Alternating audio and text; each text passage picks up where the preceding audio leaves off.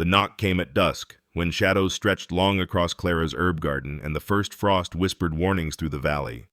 She'd been gathering the last sage, her weathered hands careful among the silver leaves, when heavy boots crossed her porch. Clara's fingers found the Winchester before the door latch. A mountain man stood there, broad-shouldered and trail-worn, his hat clutched against his chest. Behind him, barely visible, pressed a boy, thin as winter branches, eyes too old for his young face. "Ma'am." The man's voice rasped like drought-dried leather. "We don't need food, just—" The barn's roof would keep the cold off the boy tonight. The child shivered despite the man's heavy coat draped across his narrow shoulders. Clara's chest tightened. Samuel would have been 12 this Christmas.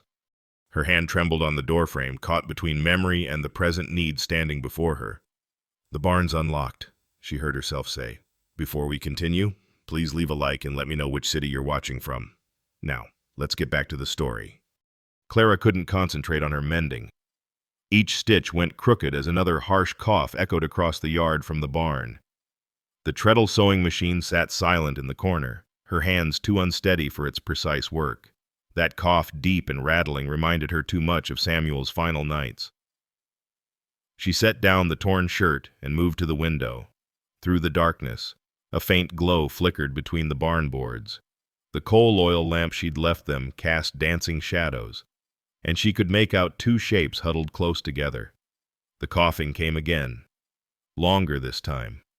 Clara's hands moved before her mind could protest, reaching for the willow bark she kept in the high cupboard. Her mother had taught her this remedy bark steeped with honey and hot water, good for fever, for cough, for pain that settled deep in the chest. She heated water in the iron kettle, measuring the bark with practiced care. The October wind bit through her wool shawl as she crossed the yard, the tea steaming in her good pottery mug. She knocked softly on the barn door before pushing it open. They sat in the far corner, pressed into the hay. The man had given his coat entirely to the boy now, leaving himself in just a worn flannel shirt despite the cold. He was teaching the child to whittle, their heads bent together over a small piece of pine. "Jessie, hold the knife like this," he said gently, guiding small hands. "Always away from yourself, son. Wood's forgiving, but knives ain't." The boy Jesse looked up at Clara's entrance, his eyes wide with something between fear and hope. "Didn't mean to disturb," Clara said, extending the mug. "This'll help the cough." The man's hand hesitated before taking it, his fingers rough but careful around the pottery. "We're grateful, ma'am. More than you know." "Thank you, ma'am," Jessie whispered, the words barely audible. Clara noticed the cornbread she'd brought earlier sat untouched beside the boy, though the man's portion was gone. No, she looked closer. His was tucked behind his back, hidden. He'd given his to the child and pretended he'd already eaten. "There's more in the kitchen," she said quietly. "No sense going hungry when there's food enough." The man's eyes met hers gray as winter storm clouds, carrying their own tempests. "Your kindness is already more than we deserve." Clara turned to leave, pausing at the door. "Boy needs proper food to fight off the cold. I'll bring more come morning." Walking back to the house, she heard Jessie's small voice. "Is she an angel, Uncle Silas?" "No, boy," Silas answered softly. "She's something rarer, a good woman with a brave heart." The storm arrived 3 nights later with a fury unusual for October. Clara woke to wind screaming through the valley, rattling every window in the house. Through the glass, she watched the barn boards groaning, some already pulling loose from their nails. The temperature had dropped 20 degrees in an hour. She paced the kitchen, her hands wringing the dish rag into knots.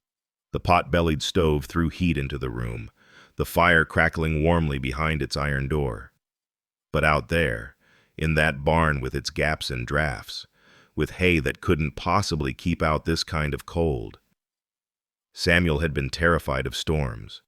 He'd crawl into her bed, pressing his small body against hers, whispering, "Make it stop, Mama." She'd hold him until the wind died, singing the old hymns her mother had taught her. Another board ripped free from the barn, clattering across the yard. Clara grabbed her wool shawl before she could think better of it. The hurricane lamp swayed wildly in her grip as she fought through the wind. Her leather boots sank into mud where the rain had already pooled. The barn door nearly tore from her hands when she yanked it open. They were pressed into the furthest corner, having dragged what hay they could around them like a nest. But it wasn't enough. Jesse was shaking so hard she could hear his teeth chattering from the doorway. Silas had wrapped himself around the boy, trying to shield him with his own body, but his lips were blue in the lamplight. "Get up," Clara commanded, her voice cutting through the wind. "Both of you, now!" Silas looked up, confused. "Ma'am, no child sleeps cold on my land." The words came out fiercer than she intended, years of suppressed maternal instinct rushing forward. "You'll come to the house. Tonight and every night until this weather breaks." "We don't deserve," Silas started, but Clara grabbed his arm with her free hand, surprising them both with her strength. "This isn't about deserving. This is about a boy who needs warmth and a roof that'll hold.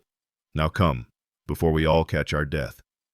She turned, not waiting to see if they'd follow. But she heard their footsteps, Silas lifting Jesse, the boy too exhausted to walk. The wind tried to tear them apart as they crossed the yard, but Silas stayed close behind her, matching her determined stride. Inside, Clara pointed to the rag rug by the hearth. "Sit there. Get warm." She bustled to the back room, pulling out quilts and pillows. When she returned, Silas was kneeling by the stove, Jesse curled against him, both their faces turned toward the heat like flowers to sun. "Ma'am," Silas's voice broke. She looked at him and saw tears cutting tracks through the dirt on his weathered face. "No one's shown us kindness like this in... I can't remember when." Clara's throat tightened. "Well," she said briskly, spreading quilts on the floor. "No sense making a fuss about it. The spare room's bed is broken, but the floor here's warm enough. Jessie can take the sofa come tomorrow if the storm continues." She busied herself making hot milk with honey, not trusting herself to look at them directly. When she finally did, Jesse had fallen asleep against Silas's shoulder, his thin face peaceful for the first time since they'd arrived.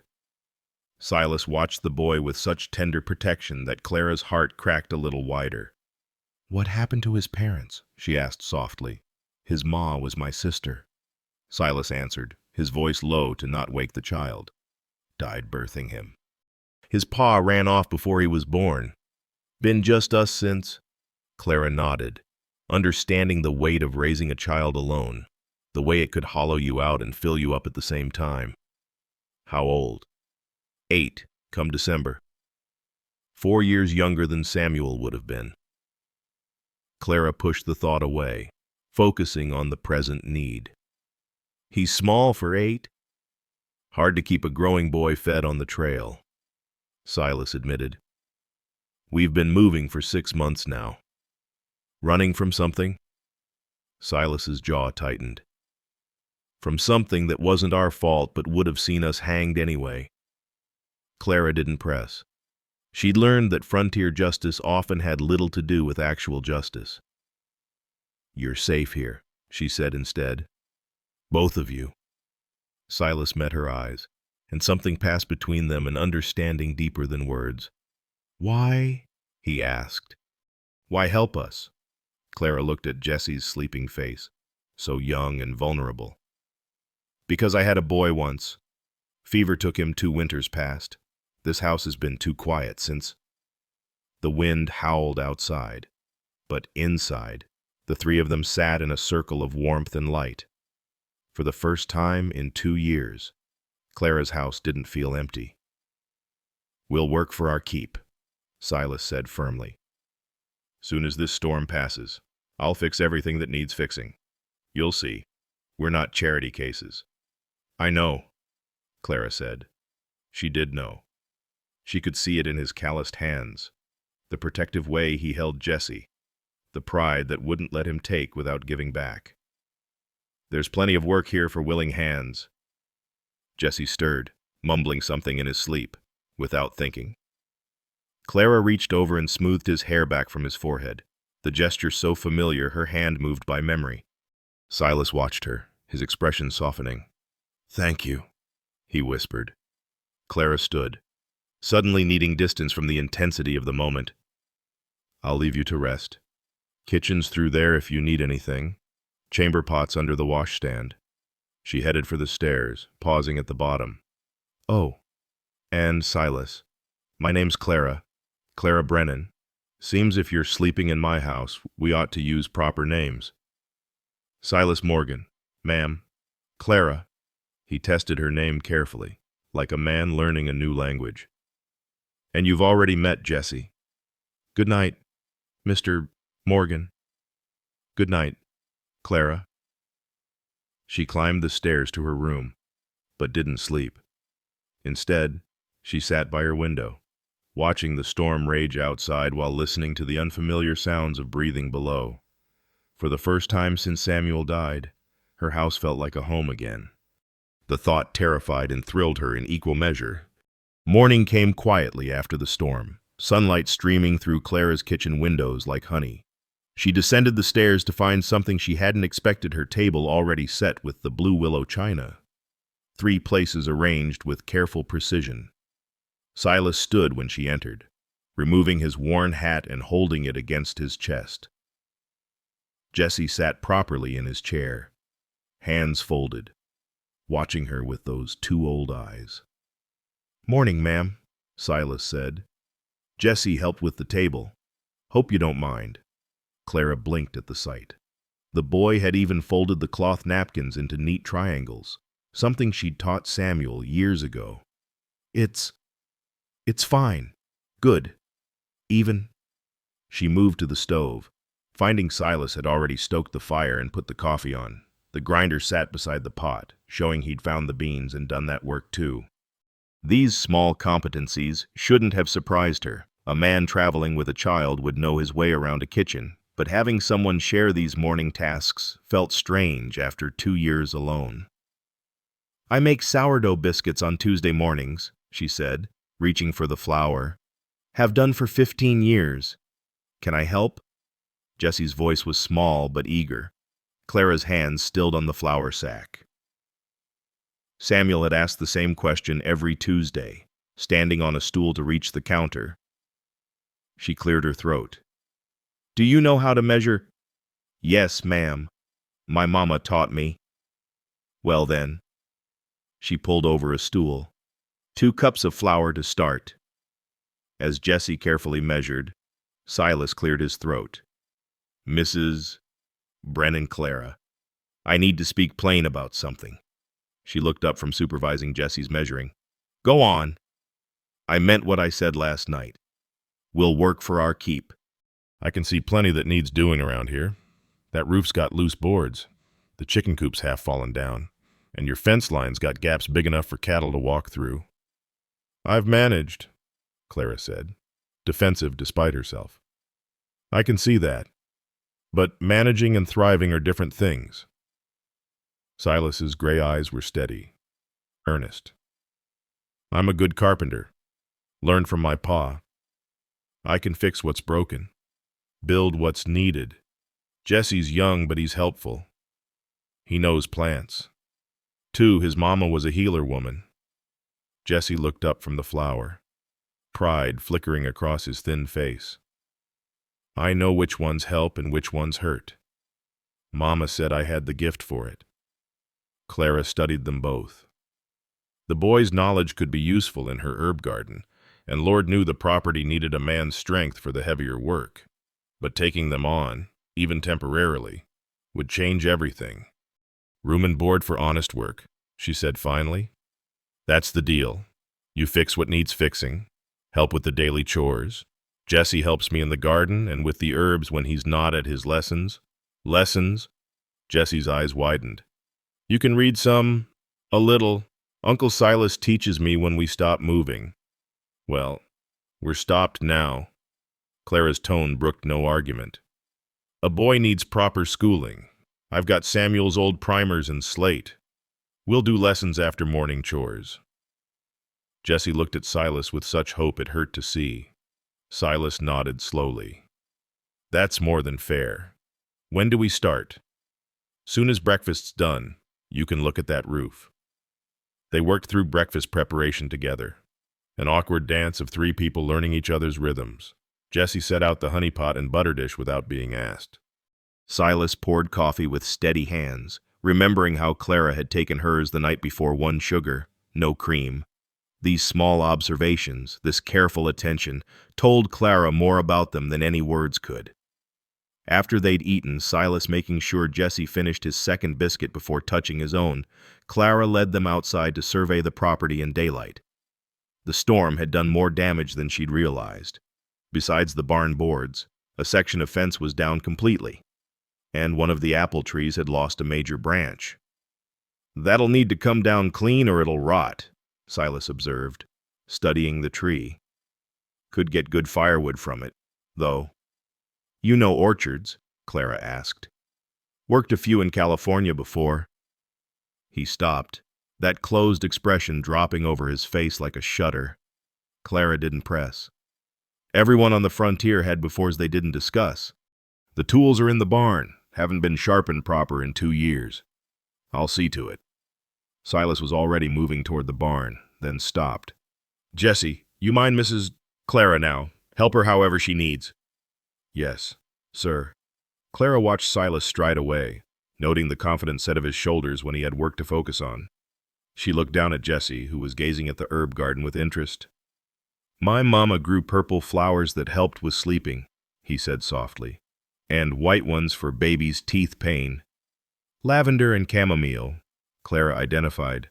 "I've got both. Would you like to see?"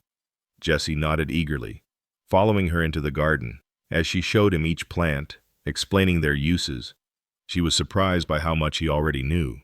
He handled the plants with gentle reverence, careful not to bruise the leaves.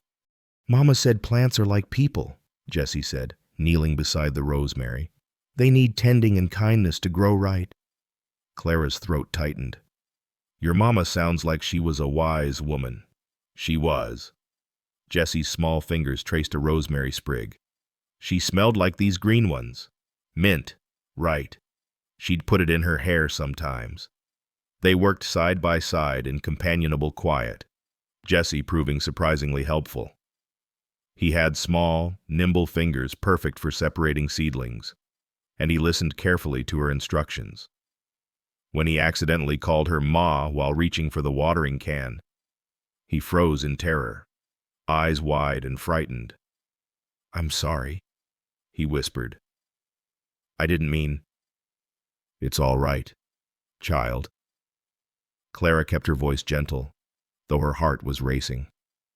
No harm in a slip of the tongue. From the barn came the steady rhythm of hammer on nails. Silas had found the tools and set straight to work.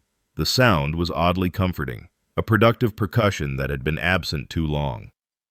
Clara realized she'd been holding the property together with stubborn will alone, but maintaining wasn't the same as building. Having help, having purpose beyond mere survival, it changed the very air of the place. "Mrs. Clara," Jesse asked hesitantly, "are we staying? Really staying?" She looked at his thin face, the hope and fear warring in his expression. How many times had this child been disappointed? How many promises broken? "For as long as you need," she said, meaning it. "This place has been waiting for willing hands and generous hearts. Seems like it found them." Jesse's smile was like sunrise after a long, dark night. He bent back to the plants with renewed energy, chattering about what his mama had taught him, about the places they'd traveled, carefully skirting around whatever had sent them running. By noon, Silas had repaired half the barn roof, and Jesse had helped Clara harvest enough herbs to fill the drying shed. When they gathered for the midday meal, Clara noticed how they moved, still careful, still watching for signs of anger or rejection, but beginning to relax by degrees. Silas ate with better appetite now that Jesse was clearly being fed. Jesse had lost some of the haunted look around his eyes. "Tomorrow we'll go to town for supplies," Clara announced. "Jesse needs proper clothes for winter, And we'll need more nails for the repairs. Silas's jaw tightened. Town might not be safe for us. You're with me now, Clara said firmly. That makes you respectable hired help. Besides, the general store owner owes me for the tonic that saved his wife's baby. He won't ask questions. People always ask questions, Silas said darkly. Then we'll give them answers. Simple ones. You're my hired man, helping get the property ready for winter. Jesse's your nephew. That's all anyone needs to know. Why? Silas asked again, that same bewilderment from the night before. Why take such risks for strangers? Clara looked at Jesse, who was drawing patterns in his plate with the last of his gravy, content in the way only a fed child could be. Maybe because strangers are just family we haven't recognized yet. Silas's eyes softened, something shifting in his expression. We won't let you down, Clara. I swear it. I know, she said simply, and surprisingly, she did know. Whatever had sent them running, these two had good hearts. She could see it in Jesse's gentle hands with the plants, in Silas's determination to earn their keep, in the way they looked after each other.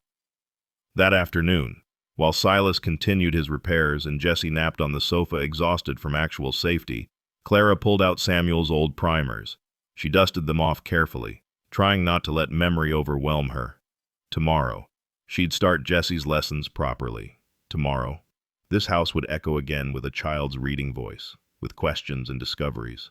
The thought should have hurt, but instead, it felt like healing. The buckboard wagon jolted over the rutted road to town, Jesse wedged between Clara and Silas on the narrow seat. It had been 2 weeks since that storm night, and the boy had already gained weight on regular meals. His cheeks showed color instead of that worrying pallowness. Silas handled the reins with quiet competence, having insisted on driving when he saw Clara's white knuckles on previous trips. Remember what we discussed, Clara said quietly as the town's buildings came into view. You're my hired help. Nothing more needs saying. Silas nodded, his jaw tight. Jesse pressed closer to his uncle's side, old fears surfacing. Clara had noticed how both of them grew tense whenever strangers were mentioned, how they startled at unexpected footsteps. Whatever had driven them from California had left deep marks. The general store sat at Main Street's corner, its painted sign proclaiming Pritchard's Mercantile, Est, 1872. Clara straightened her bonnet and stepped down from the wagon, aware of curtains twitching in windows along the street. News traveled fast in a town of 300 souls. Jesse, you come with me, she said. Silas, could you see about those nails at the hardware counter? They separated inside the store. A strategic choice. Mrs. Pritchard stood behind the main counter, her thin face pinching into disapproval the moment she spotted Clara's companions. Clara Brennan, she said, her voice carrying deliberately through the store. Heard you'd taken on help. Indeed I have, Mrs. Pritchard. Clara kept her tone pleasant but firm. Mr. Morgan's already repaired my barn and most of the fence. Jesse here's been invaluable with the fall harvest. Jesse stood straight beside her, trying to look older than his 8 years. Clara had trimmed his hair that morning and mended his cleanest shirt, but there was no hiding the worn state of his clothes. Unusual, Mrs. Pritchard sniffed. Taking on strangers. A woman alone. No more unusual than Tom Henderson hiring those Irish workers last summer. I'd say. Clara moved to the fabric bolts, running her hand over a sturdy brown wool. Jesse needs winter clothes. This'll do for pants. And that blue flannel for shirts. That's a lot of fabric, Mrs. Pritchard observed, her ledger already out. The boy's growing. Clara selected buttons and thread, aware of other shoppers pausing to listen. And I'll need extra preserving jars. The herb harvest was particularly good this year. Mrs. Pritchard's eyes sharpened. She'd bought Clara's headache tonic just last month, though she'd never admit it publicly. Your remedies do seem popular. They work, Clara said simply. Jesse, go look at the penny candy. You can choose 3 pieces. The boy's eyes widened. Candy was clearly a rare treat. As he moved to the glass jars, Clara lowered her voice. My hired help is my business. Prudence. Unless you'd prefer I take my trade to the traveling merchants. Mrs. Pritchard's mouth tightened. Clara's account was one of the few that always paid promptly. Of course not. I just thought, with your husband's family. What about them? Harold was in last week. Says you haven't answered his letters. Clara's spine stiffened. Harold Brennan, her late husband's younger brother, had been circling like a vulture since the funeral. First offering to manage her property, then suggesting she'd be happier living with his family in Denver. She knew what he really wanted, the land that would have been his if William hadn't married her. I've been busy, Clara said coolly. The property needs attention before winter. He seemed concerned. About your judgment. The words hung between them like a thrown gauntlet. Clara met Mrs. Pritchard's eyes steadily. My judgment is fine, as is my aim with a rifle. Should anyone forget I'm William Brennan's widow. William had been respected, even feared, before consumption took him. His reputation still offered some protection, but Clara knew it was wearing thin after 2 years. The bell above the door chimed, and Thomas Holbrook entered. The banker moved with the self-importance of a man who held half the town's mortgages. His pale eyes fixed on Silas at the hardware counter, then swung to Clara. Mrs. Brennan, he said, touching his hat brim. Might I have a word? I'm shopping, Mr. Holbrook. It's about your loan payment, and these new arrangements at your property. Clara felt Jesse tense beside her. The boy had good instincts. He recognized a threat even wrapped in courtesy. My payment isn't due for 2 weeks. No, but given the unusual circumstances. Holbrook glanced meaningfully at Silas. The bank has concerns about the security of our investment. Your investment is secured by 40 acres of prime land and a producing herb business, Clara said, her voice carrying now. Let the whole store hear. My hired help makes that investment more secure, not less. A woman alone is capable of running her own affairs, Clara cut him off. Or do you tell Jim Watson the same when he hires hands for harvest? Color rose in Holbrook's pale cheeks. It's not the same. Because I'm a woman. Because of propriety. His voice rose. You have 2 males living in your home. Hired help, Clara repeated. A man and his 8-year-old nephew, unless you're suggesting something improper about a child. Holbrook's mouth opened and closed like a landed fish.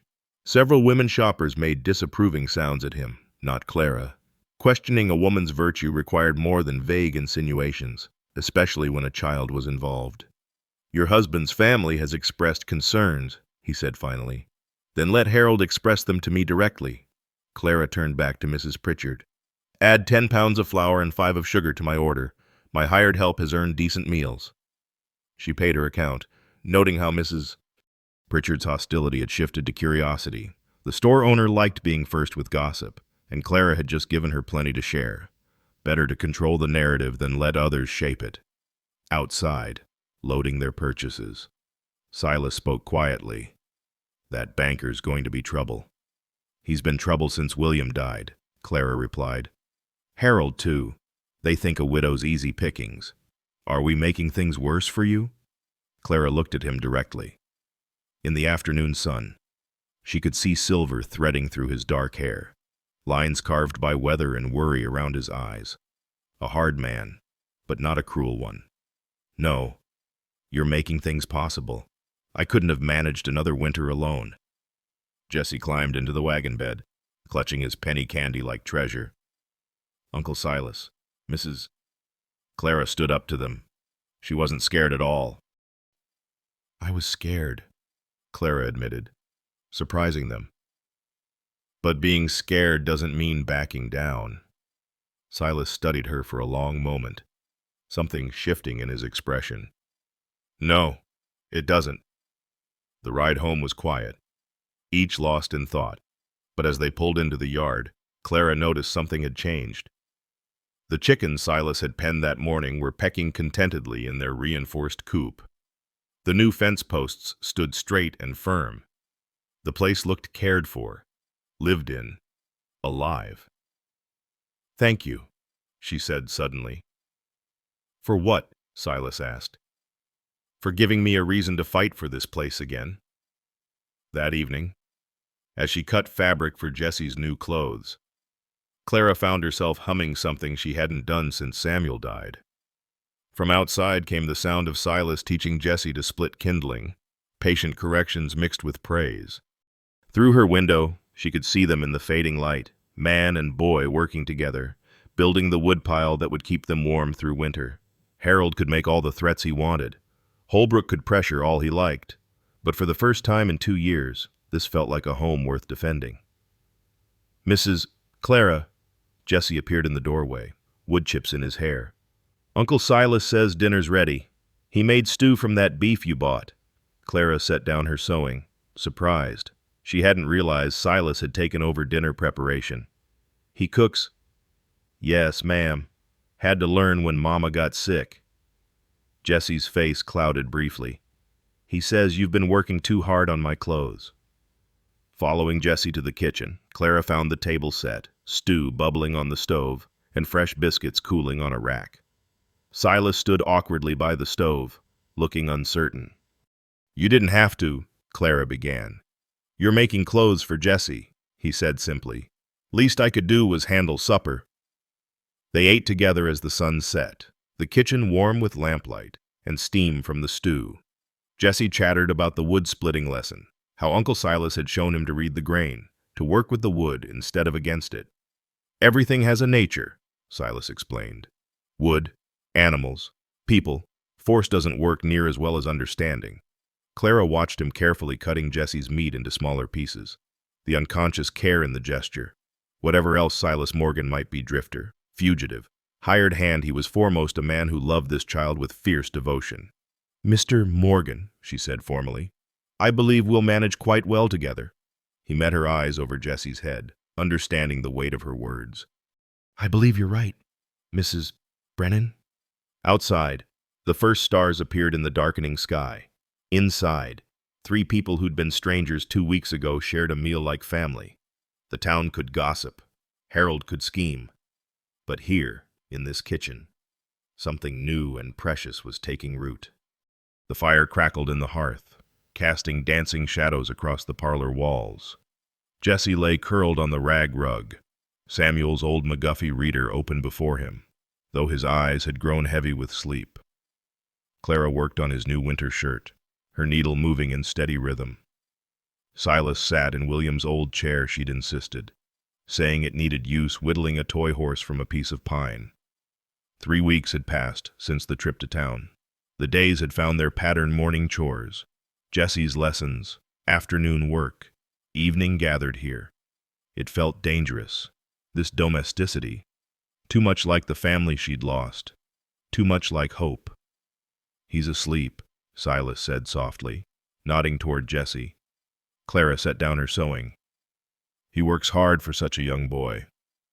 "Had to grow up fast." Silas's knife stilled. "That's my doing." Or his father's, for running off. Silas's jaw tightened. "Man was a coward. Left my sister when she needed him most." The fire popped, sending sparks up the chimney. Clara waited, sensing more words gathering behind his careful expression. "I need you to know something," Silas said finally, his voice low enough not to wake Jesse. "About why we're running. You don't owe me explanations. I do." He set down the half-carved horse, his hands clasping and unclasping. "You've taken us in, trusted us. You should know what you're risking." Clara folded her hands in her lap, waiting. She'd learned patience in 2 years of grief, how silence could sometimes draw out truth better than questions. "My sister lived in a town called Millwood, up in California gold country. I'd visit when I could, between jobs." Silas stared into the fire. She took in washing, mended clothes, made ends meet. There was a man Marcus Bradley owned half the town. General store, hotel, even had shares in the mine. The name meant nothing to Clara, but the type was familiar. Every frontier town had its would-be king. Bradley wanted my sister. She wasn't interested, she was still grieving Jesse's father. Fool though he was, but Bradley wasn't used to being told no. Silas's hands clenched. He started making things difficult. Suddenly her credit was no good at his store. The landlord raised her rent. Other washing customers mysteriously found new help. He tried to force her hand, Clara said quietly. She came to me, asked for help. I was working at a ranch 2 valleys over. When I got to Millwood, she was sick lung fever. The doctor said, but I think it was exhaustion, worry. She died 3 days later. Silas pulled something from his shirt pocket, a worn daguerreotype in a brass case. He handed it across to Clara. The woman in the image looked like Jessie around the eyes, that same mixture of wariness and hope. Margaret, he said. Maggie. She was 26. She was lovely, Clara said, handing back the precious image.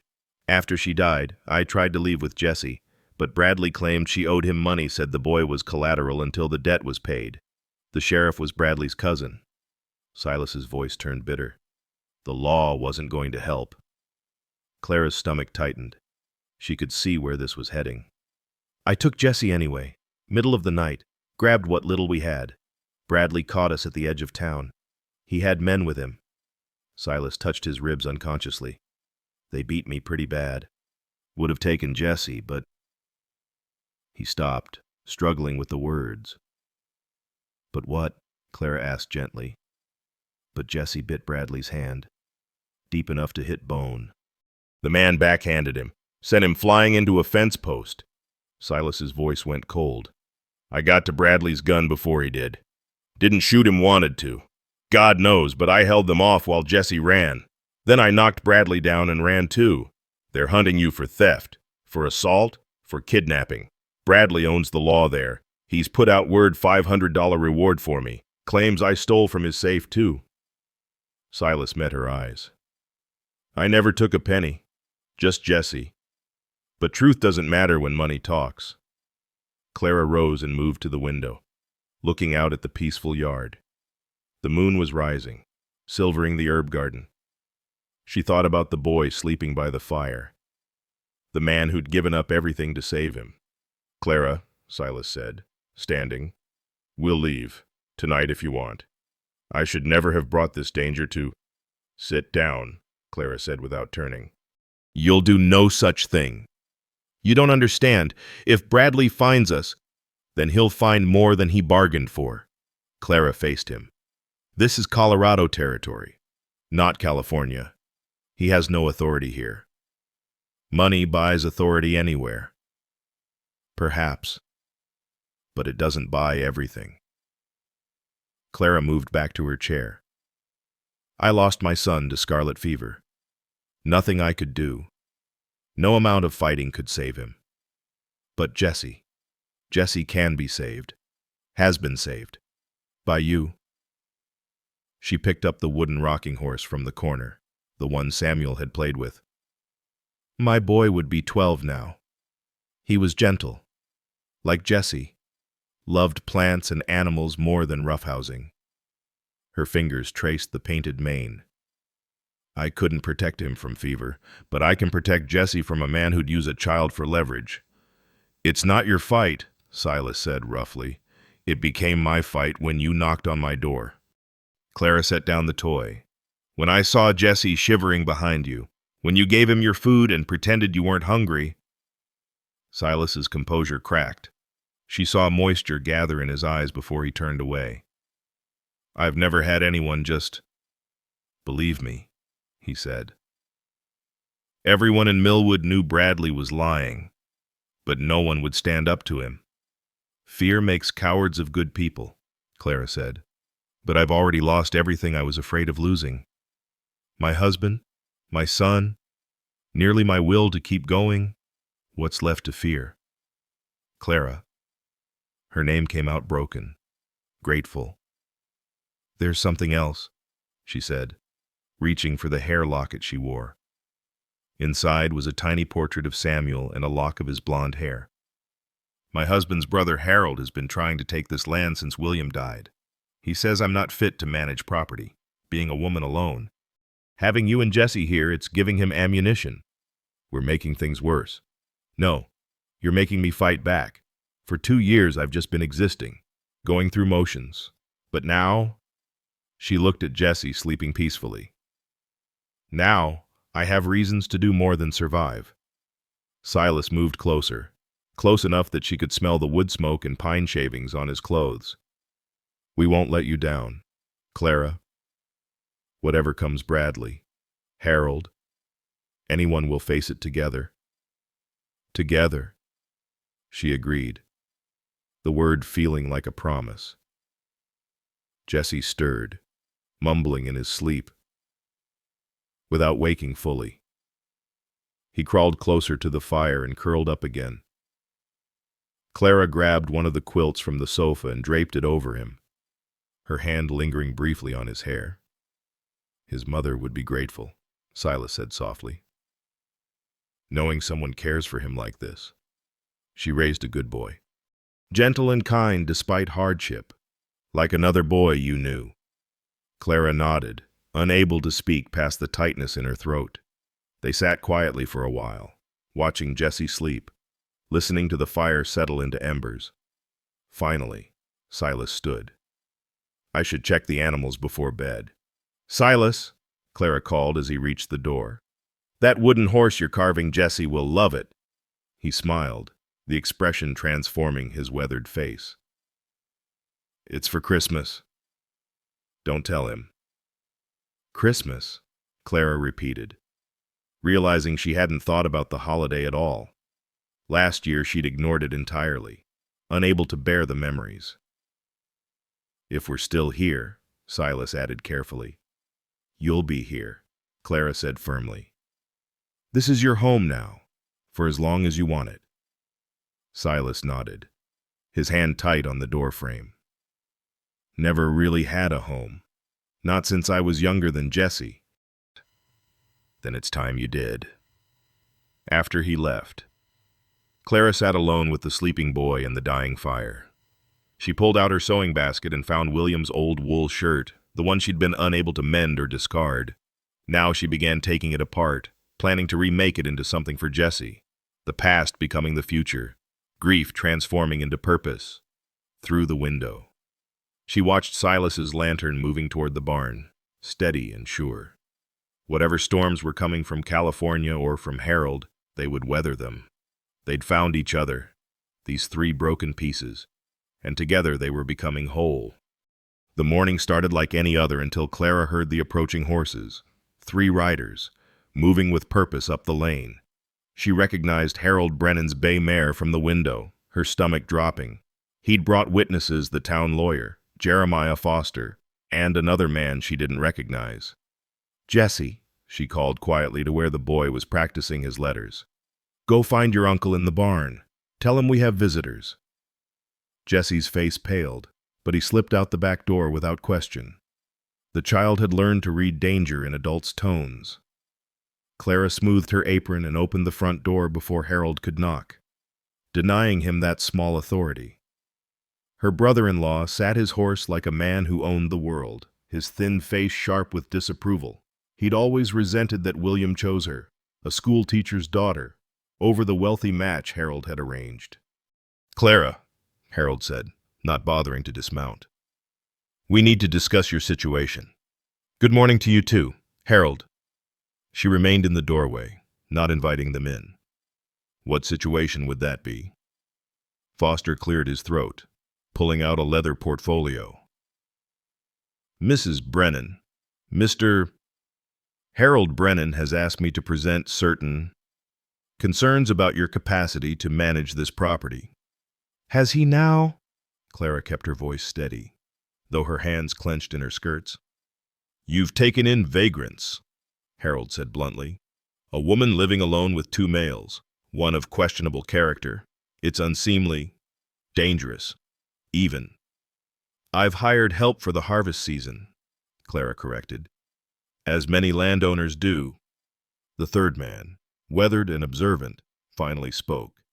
Mrs. Brennan, I'm Thomas Aldridge from the county seat. Mr. Brennan has petitioned for a competency hearing.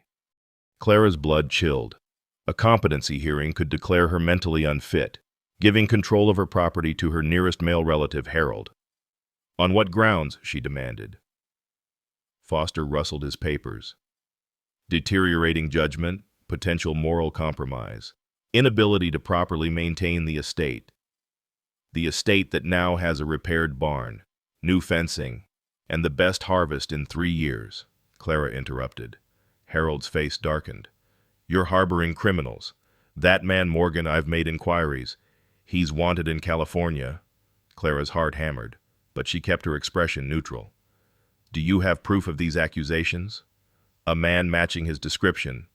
Matching a description isn't proof. Harold, half the men in Colorado Territory match some wanted poster or another. Silas appeared around the corner of the house, Jesse at his side.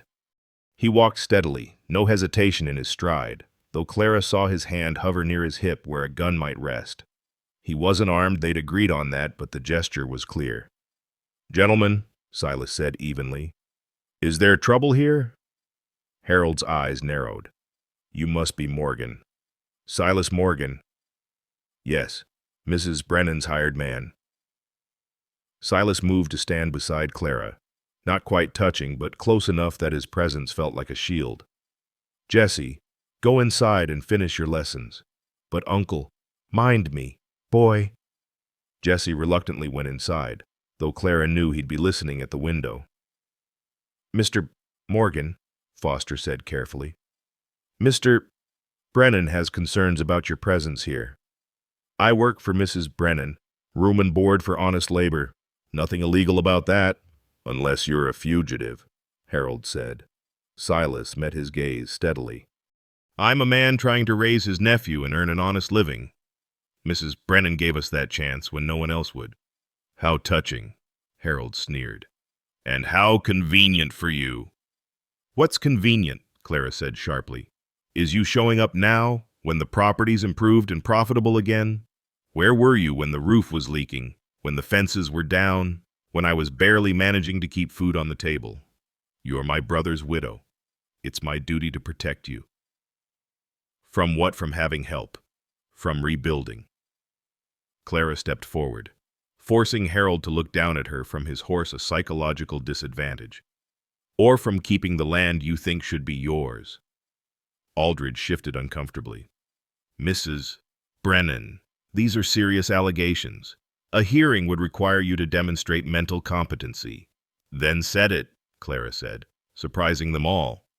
Set your hearing. Bring your witnesses. I'll bring mine. Yours? Harold laughed. What witnesses?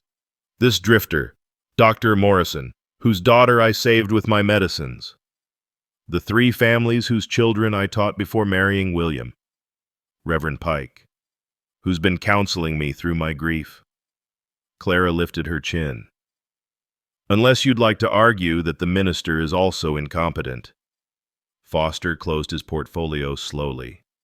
A hearing could be complicated and public, Clara added. Very public. I'm sure the town would be fascinated to hear how Harold Brennan is trying to steal his dead brother's land from his widow. It's not stealing if you're incompetent to manage it. Harold's composure cracked. Incompetent, Silas spoke quietly, but there was steel in his voice. Mrs. Brennan runs this place better than most men. She's turned a profit on herbs alone, kept the livestock healthy, managed the books. If that's incompetence, I'd like to see what you call success. Harold's hand moved toward his coat. Silas tensed, stepping slightly in front of Clara. Gentlemen, Aldridge intervened quickly. There's no need for unpleasantness. Mrs. Brennan, the hearing is set for 2 weeks hence. You'll need to present your case to Judge Carter when he makes his circuit. I'll be ready, Clara said. Harold leaned forward in his saddle. You could make this easy. Clara, sign the property over to my management. I'll give you a comfortable room in my house, a modest allowance. I'd rather lose everything than live under your roof, Clara said flatly. Then you very well might. Harold wheeled his horse around. 2 weeks, Clara. I suggest you use them to pack. The 3 men rode off, leaving dust clouds in their wake. Clara's knees suddenly felt weak. Silas's hand caught her elbow, steady and warm. We should leave, he said immediately. Tonight. This is our fault. No. Clara straightened, finding her strength. Running won't help. It would only prove Harold's point. Clara, if they investigate me, then they'll find a man who's worked honestly for months, who's raised a boy with love and patience. She turned to face him. Unless you've lied to me about something. Never. The word came out fierce, almost angry. Everything I've told you is true. Then we stand and fight. Jesse appeared in the doorway, his face pale. Are they going to take our home? Clara's heart broke at the word, our. When had this become his home too? She knelt down to his level. Not if I can help it. But Jesse, I need you to be brave. There might be hard questions asked, mean things said. About Uncle Silas. About all of us. Jesse's chin lifted, reminding her painfully of Samuel's stubborn streak. I'll tell them the truth. That you saved us. That Uncle Silas works harder than anyone. That we're a family now. Clara's eyes burned. Behind her, she heard Silas's sharp intake of breath. We are, aren't we? Jesse asked uncertainly. A family. Clara pulled him into a hug, feeling his thin arms wrap around her neck. Yes, she whispered. We are. That evening, they sat at the kitchen table, planning their defense. Silas had written down every repair he'd made, every improvement to the property. Clara listed her supporters, people who might speak for her character. Jesse practiced reading aloud, determined to show he was getting proper education. I've been thinking, Silas said as night fell. What if I contact Bradley offer to return to California if he drops the charges? No, Clara and Jesse said simultaneously. I won't lose you both. Clara continued. We win this together or... There is no or, Silas interrupted. We win. Harold Brennan doesn't know who he's fighting. Clara looked at this man who'd arrived as a stranger seeking shelter, who'd become essential to her life in mere weeks. His weathered hands that could gentle a spooked horse or comfort a frightened boy. His quiet strength that asked for nothing but gave everything. Silas, she said softly, whatever happens, I'm glad you knocked on my door that night. His gray eyes held hers for a long moment. So am I. Clara. So am I. Jesse yawned widely, and Clara shooed him off to bed. Silas stood to check the locks, their evening ritual. As he passed her chair, his hand brushed her shoulder, a brief touch, but deliberate. We'll get through this, he said. I know, Clara replied, catching his hand briefly in hers. We're family now. Family doesn't run. Outside, snow began to fall, the first of the season. It covered the yard in pristine white, hiding the scars and struggles beneath a blanket of peace. Inside, 3 people who'd been strangers prepared to face the world together, their bond stronger than any legal document. Harold could bring his lawyers and his witnesses. Clara had something more powerful. She had found her reason to fight, and she had found people worth fighting for. The morning of the hearing dawned cold and clear, frost painting the windows in delicate patterns. Clara stood in her best black dress, the one from William's funeral, but this time she pinned her mother's cameo at her throat like armor. Jesse wore his new clothes, hair slicked down with water, looking older than his 8 years. Silas had trimmed his beard and wore the clean shirt Clara had mended, transforming from rough drifter to respectable workman. Ready?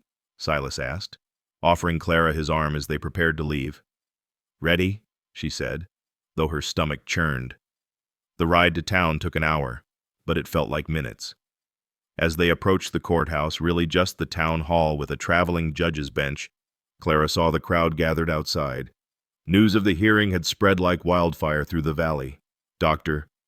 Morrison stood near the entrance, his medical bag in hand. He nodded to Clara, a gesture of support that bolstered her courage. Near him, she spotted the Hendersons, the Millers, and old Mrs. Kowalski, all families whose children she'd taught or helped with remedies. But Harold had brought his own supporters, business associates, men who held loans and mortgages, people with power if not principles. Quite a turnout, Silas murmured. Small towns love a spectacle, Clara replied, keeping her voice steady. Inside, Judge Carter sat behind a simple table, his weathered face impassive. Clara had heard he was fair but traditional, not easily swayed by emotion. Harold already sat at one side with Foster and two other men Clara didn't recognize, likely witnesses from the county seat. Mrs. Brennan, Judge Carter said, gesturing to the opposite table. Mr. Morgan and the boy will need to sit in the gallery. Your Honor, Clara began, but he raised his hand. They're not parties to this hearing, ma'am. This is about your competency to manage property. Silas squeezed her shoulder briefly before leading Jessie to the benches. The boy looked back at her with frightened eyes, and she forced herself to smile reassuringly. Harold stood first, Foster beside him with his papers. Your Honor, we're here to demonstrate that Mrs. Clara Brennan, in her grief and isolation, has lost the capacity to properly manage the estate left by my late brother, William Brennan. Proceed, the judge said. Foster called his first witness, Thomas Holbrook, the banker. He testified about Clara's irregular arrangements, her rejection of suitable guidance from male relatives, her dangerous decision to harbor strangers. Have her payments been irregular? Judge Carter asked. Holbrook shifted uncomfortably. No, Your Honor. She's never missed a payment. Has the property value decreased? Well, no. Actually, with recent improvements. Thank you, Mr. Holbrook. Clara allowed herself a small smile. The judge was thorough. Next came Mrs. Pritchard, who testified about Clara's unseemly behavior, bringing a strange man and boy to town, buying them clothes like family. Mrs. Pritchard, the judge interrupted. Has Mrs. Brennan ever failed to pay her accounts? No, sir. Has she caused any disturbances, engaged in any immoral behavior? Mrs. Pritchard's face flushed. Well, having men in her house, hired help, according to the record. Many widows take in boarders or hire help. Is there evidence of anything improper? No, Your Honor, not exactly evidence. Harold's face grew redder with each exchange. When his turn came to testify, his composure was already cracking. Your Honor, my sister-in-law is clearly not thinking rationally. She's taken in a man wanted for crimes in California. Do you have proof of these crimes? Judge Carter asked. Harold produced a telegram. From Millwood, California, a Marcus Bradley confirms a man matching Morgan's description is wanted for assault and theft. Clara's heart sank, but then Silas stood in the gallery. Your Honor, may I address this accusation? The judge studied him. You're not a party to this hearing, Mr. Morgan? No, sir.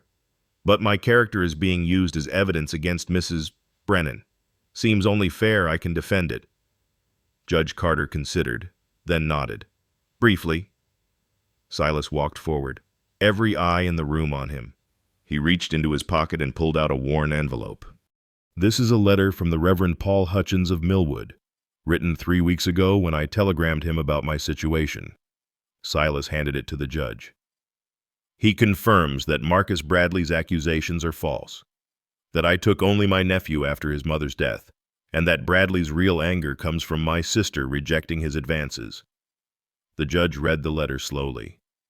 This is compelling, but I also have this. Silas produced another paper. A statement from the sheriff of Pike County, Colorado, where I worked the Porter Ranch for 6 months before coming here. Says I'm a man of good character, Honest worker. Never any trouble. Harold sputtered. Those could be forged. Harold, Judge Carter said sharply. Are you questioning the word of a reverend and a sheriff? The momentum had shifted. Clara stood. Your Honor, may I call my witnesses? Proceed, Doctor. Morrison testified first, his medical authority carrying weight. Mrs. Brennan's herbal remedies have saved lives in this valley, Your Honor, my own daughter among them. She maintains detailed records of her preparations, understands dosages and interactions better than some trained physicians. This is not a woman of diminished capacity. Mrs. Henderson spoke next, describing how Clara had taught her children, managed the school accounts, kept perfect records. She's the most organized, capable woman I know, Your Honor. Then, unexpectedly, Mrs. Pritchard stood in the gallery. Your Honor, I'd like to amend my testimony. Harold's lawyer objected, but the judge allowed it.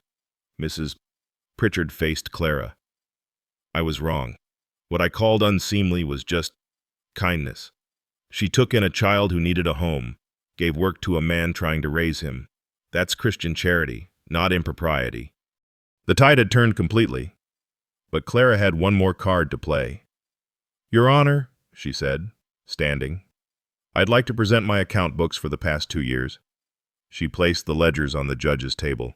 Every expense, every sale, every improvement to the property. You'll see that since Mr. Morgan arrived, productivity has increased 30%. The herb business alone will turn enough profit to pay off the remaining mortgage 2 years early. Judge Carter examined the books, his expression thoughtful. Then he looked at Harold. Mr. Brennan, what's your real interest here? Harold straightened. The protection of my brother's legacy. Your brother's will left everything to his wife. The judge interrupted. Did it not? Yes, but... And she's maintained it, improved it. All while grieving. Judge Carter's voice carried disapproval now. Seems to me, Mr. Brennan, that your sister-in-law is more than competent. Seems to me she's exceptional. A murmur ran through the crowd. Clara felt her knees weak with relief. But then Jesse stood up in the gallery, his small voice cutting through the noise. Your Honor, may I speak? The judge's eyebrows rose. Young man, this is a legal proceeding. Please, sir. They're talking about my family. That word family rang through the courthouse.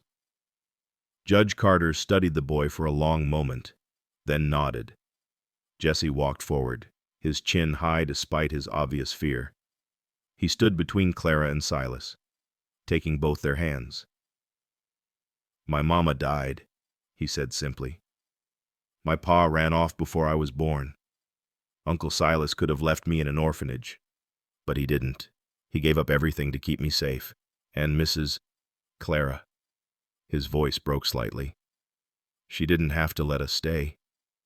But she did. She teaches me reading and numbers. She makes sure I eat enough. She tucks me in at night like a real ma would. Clara's eyes burned with unshed tears. Mr. Harold says she's not thinking right, Jesse continued, looking directly at Harold now. But seems to me, choosing to help people who need it, choosing to make a family from folks who don't have one, that's the rightest thinking there is. The courthouse was silent. Then Mrs. P. Kowalski began to clap, slowly. Others joined her, until the gallery erupted in applause. Judge Carter banged his gavel for order, but Clara saw the slight smile on his face. I've heard enough, he declared. This hearing was called to determine if Mrs. Clara Brennan is competent to manage her property and affairs. The evidence shows not only competence, but remarkable capability and compassion. He looked at Harold. Mr. Brennan, your petition is denied.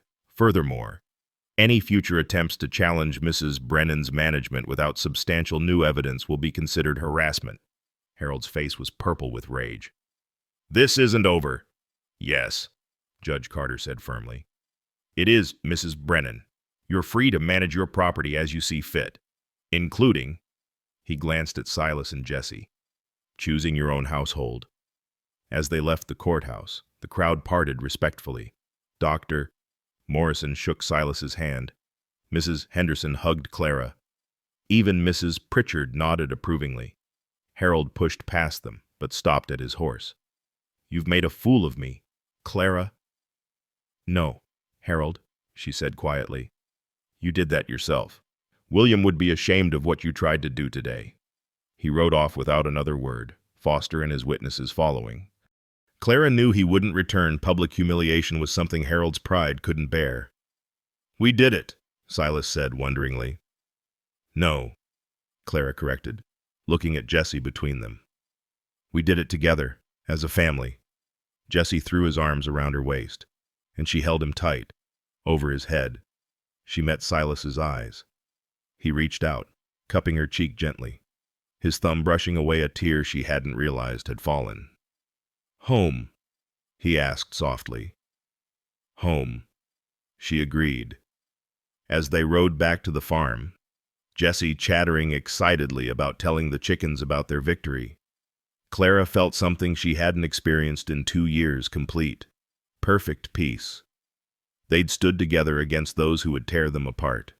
They'd chosen each other, claimed each other, fought for each other. The legal system might not recognize them as family, but the town did. More importantly, they did. The sun broke through the clouds as they turned up their lane, illuminating the house, the barn Silas had repaired, the garden they'd tended together.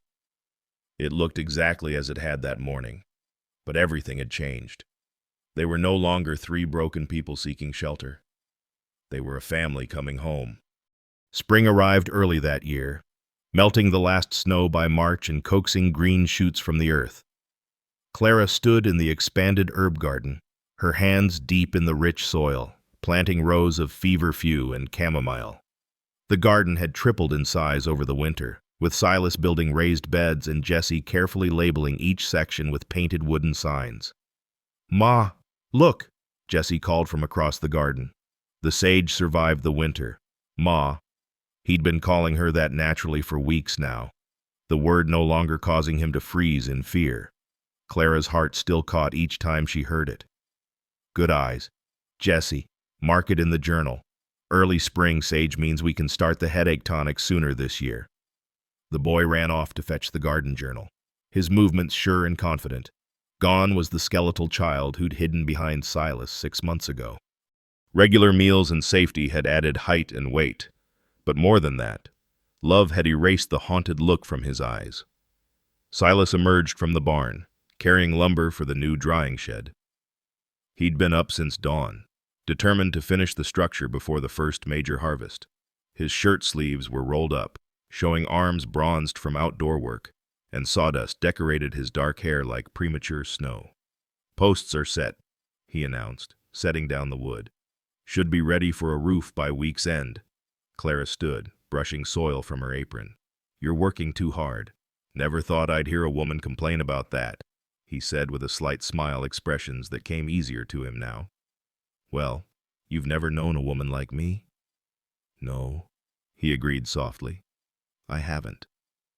They stood there, the spring sun warm on their faces, something unspoken hanging between them. It had been there since the hearing, growing stronger with each passing day. The way his hand lingered when helping her down from the wagon. The way she found excuses to bring him coffee while he worked. The way they sat closer each evening, reading or talking while Jesse played with his carved horses. The moment was broken by hoofbeats on the lane. They turned to see Reverend Pike approaching, his black coat dusty from the road. "Reverend," Clara called, walking to meet him. "What brings you out here?" The elderly minister dismounted carefully, his knees creaking. "Several things. Mrs. Brennan. First, Mrs. Morrison sends her thanks for the cough remedy, worked wonders for her youngest." "Happy to help," Clara said, aware of Silas moving to stand beside her, protective as always. "Second, I have some documents that need witnessing." The Reverend pulled papers from his saddlebag. "Jesse's enrollment for the fall school term. Now that the new schoolhouse is built." Jesse had appeared, dirt smudged on his nose. "Real school. Real school," the Reverend confirmed, smiling at the boy's excitement. "And third, He pulled out another set of papers. Mr. Morgan, these came from California. Silas tensed, his hand automatically reaching for Jesse, but the Reverend was still smiling. Good news, son. Marcus Bradley is dead. Clara gasped. Silas went very still. Dead, he repeated. Shot by a woman he was trying to force into marriage. She was acquitted self-defense. But before he died, he admitted to fabricating the charges against you.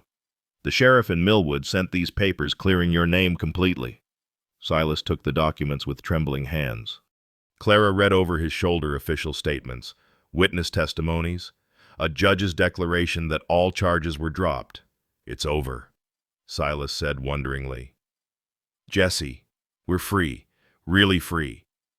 The boy launched himself at his uncle, and Silas caught him, lifting him high. No more running.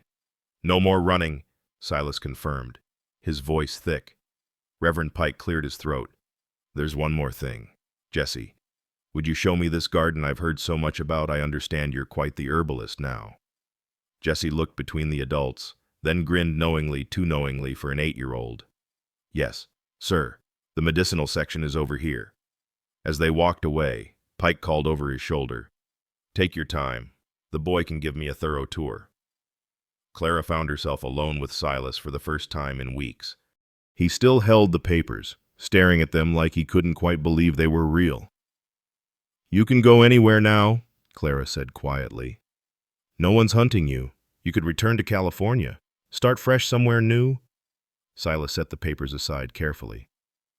Clara, Jesse should see the ocean. A boy should see the ocean at least once. Clara. He stepped closer, his hands coming to rest on her shoulders. I've seen the ocean. Jesse probably has too, though he was too young to remember. We don't need to see it again. But you're free now. You could... I am free, he agreed. Free to choose where I want to be. And I want to be here. Clara's breath caught. Here.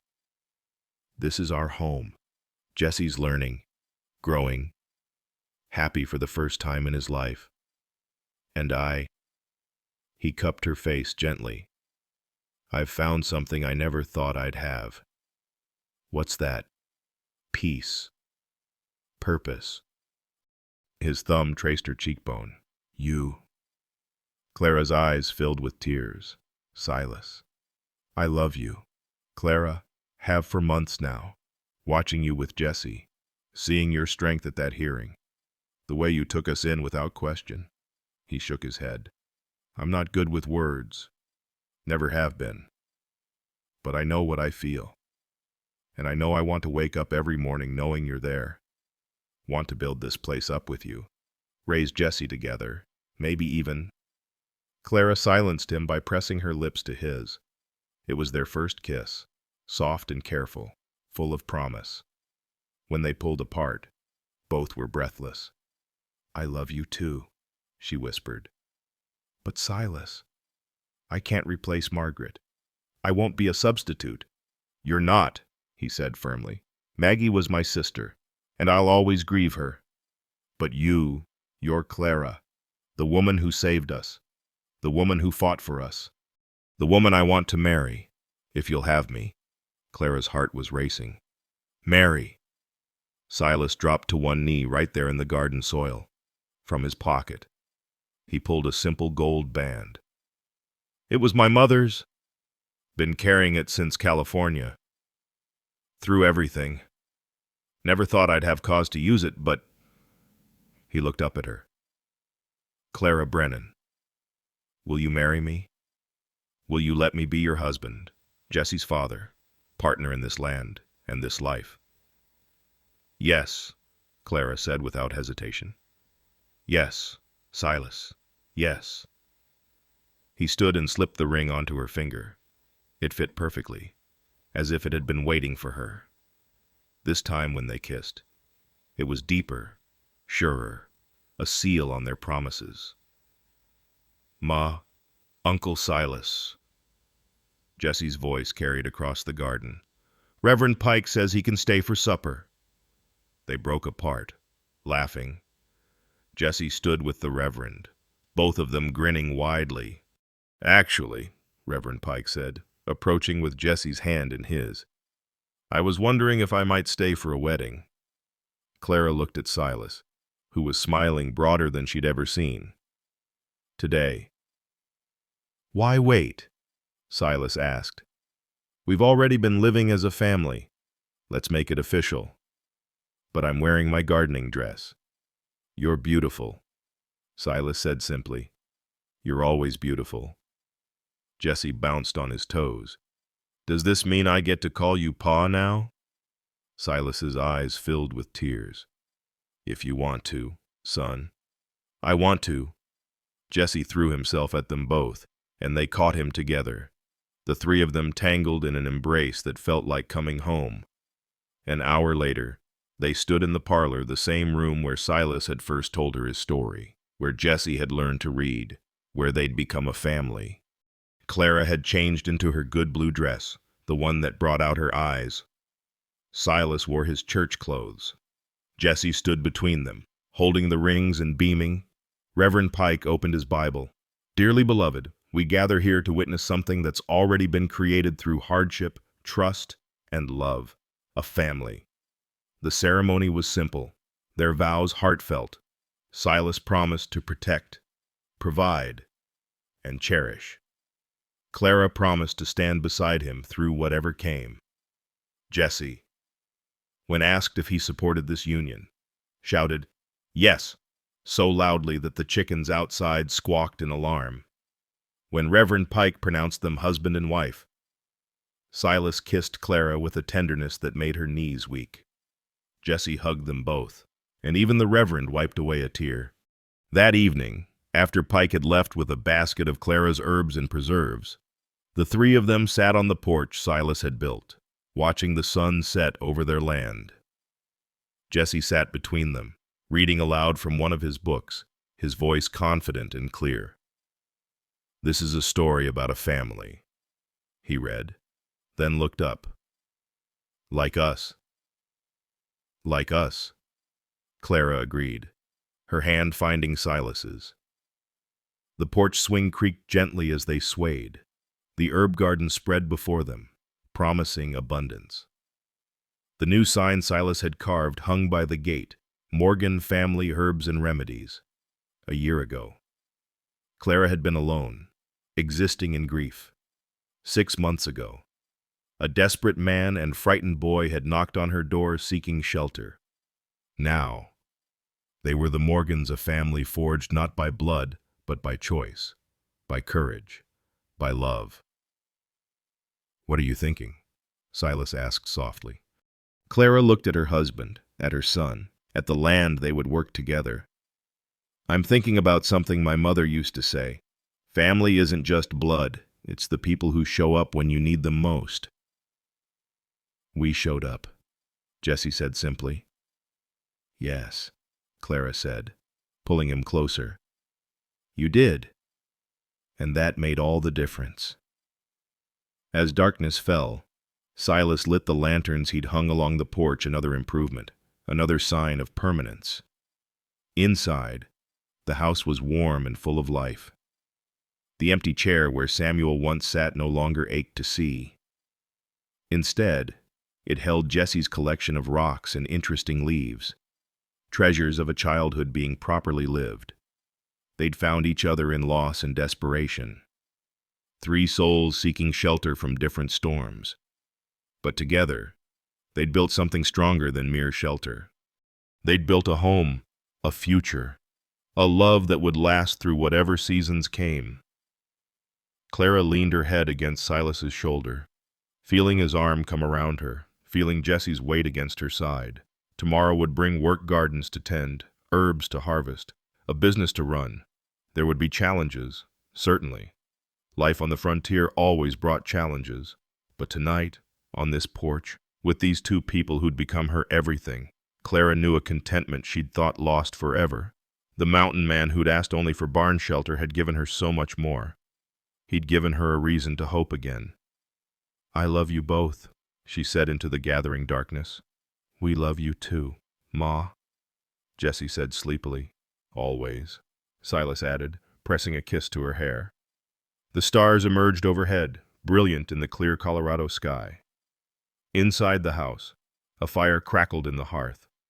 The garden rustled with night breezes, promising tomorrow's growth, and on the porch, the Morgan family sat together, complete at last. You know, I've been telling stories for longer than I care to admit, and this one always stays with me.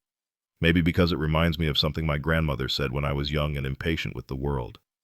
She told me that doors open both ways, the ones we close in fear and the ones we open in faith. Clara could have turned Silas and Jesse away that night. Most would have. A woman alone, strangers at her door, every reason to be afraid. But sometimes the very thing we think will destroy us becomes our salvation, not through some miracle, but through the simple act of choosing kindness when choosing fear would be easier. I think about Jesse calling Clara Ma by accident, that terror in his eyes waiting for rejection. How many of us carry that same fear that we're too damaged, too difficult, too much trouble to be worth loving? But family, real family, isn't about being perfect. It's about showing up. It's about staying when leaving would be easier. That's what gets me about this story. 3 broken people, each missing pieces, somehow became whole together. Not because they were meant to be, but because they chose to be. And maybe that's the greatest kind of love there is, the kind we choose, despite our fears, because of our hope.